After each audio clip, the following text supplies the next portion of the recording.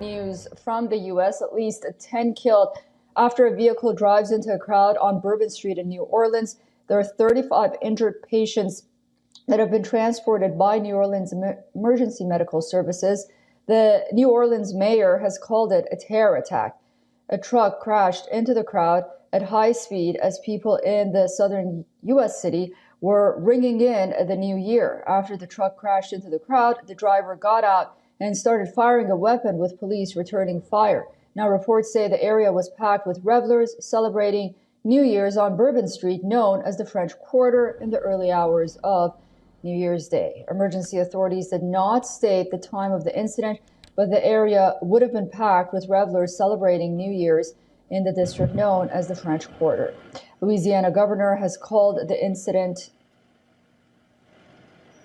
a horrific act of violence. Superintendent of the New Orleans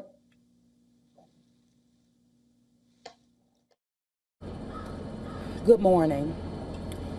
First of all, we do know that the city of New Orleans was impacted by a terrorist attack.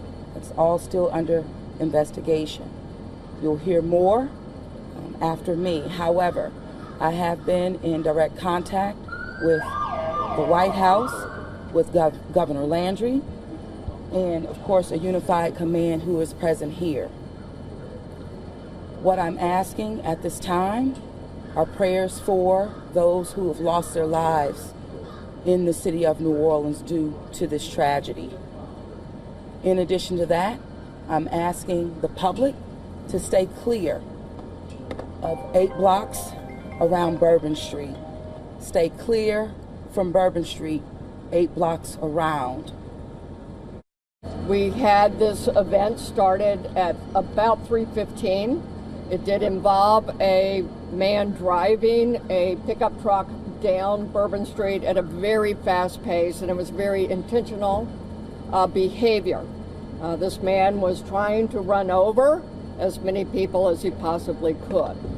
It was not a DUI situation. This is a more complex and more serious based on the information we have right now. This man, this perpetrator, he fired on our officers from his vehicle when he crashed his vehicle. 2 of our officers have been shot. Now, the FBI says that an improvised explosive device was also found at the site. We are now being joined by Dr. Sergej Sumleni, defense expert and director of European Resilience Initiative Center from Berlin. Thank you so much for joining us on WION. What a tragic incident. The New York mayor has already called it a terror attack, while the police says that they're still investigating this incident of the vehicle ramming into the crowd at Bourbon Street. How do you see the incident coming on New Year's Day?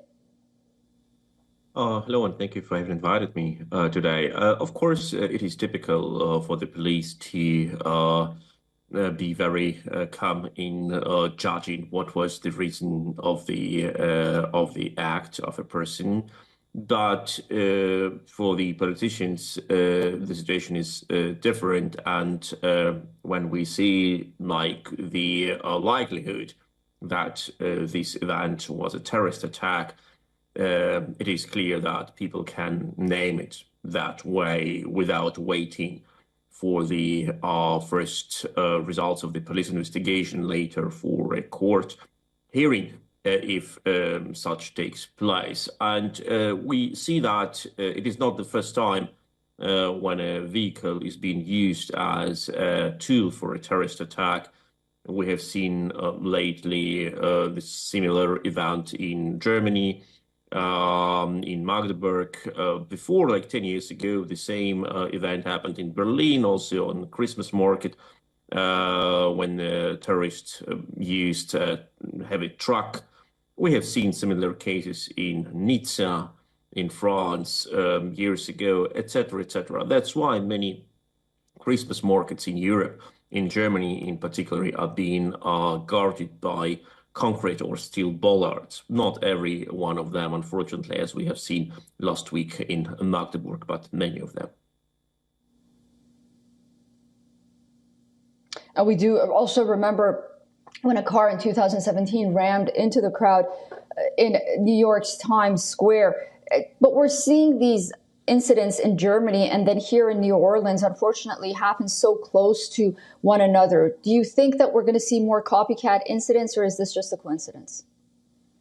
Well, it is one of the easiest ways to commit a terrorist attack on a crowd of people, obviously. Most tools to commit an attack if someone wants to kill people, these tools are they clearly show that a person has an intention to kill someone or to hurt someone. If you're carrying around a gun, even if in this particular state in the US, carrying of guns is allowed, still you can be profiled, and there are no gun zones. If you carry like knife, a hunting knife, or something like that, you can be tracked as a person who is about to commit a terrorist attack. But if you drive a car, it is normal to drive a car on a street, and you cannot be identified as a potential killer as long as you do not attack people with your car. So it is pretty understandable that those terrorists who want to ram a large crowd of people would prefer using cars. And it is also understandable why such mass events in the center of the cities, like Christmas markets or other gatherings of crowd, have been attacked, because people are being packed in crowds there, and a car can hit as much people as can. It's logical. And of course, those people who have this intention, they Google, they try to find like similar cases, how these attacks have been done before, what were obstacles, why one attack was more successful than another, what they should do to improve their evil tactics, etc. It is also unfortunately natural. Criminals learn from other criminals, exactly as police learns from the crimes how to protect people. Criminals learn how to kill more people.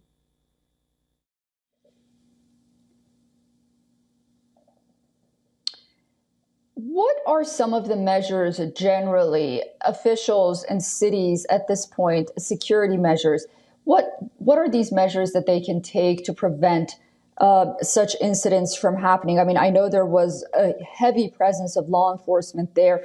It was interesting to hear that, sadly, of course, that the NYPD in New York, because of that big Times Square celebration, the ball drop, was very careful that something like this doesn't happen in Times Square because of the incident that happened in Germany. So, I mean, are there any specific measures that cities and officials and government can take to prevent something like this, or are they doing everything they can? Well, the most reliable way to prevent such an attack by a car driver against a crowd of people is to prevent any car from being able to drive into this crowd. And as I mentioned before, in many public areas, we see in the center of the cities concrete bollards or steel bollards or other massive things being installed to prevent any car from driving around. But of course, you cannot close any part of the city, like, or all parts of the city. You always have crowded pedestrian crossings.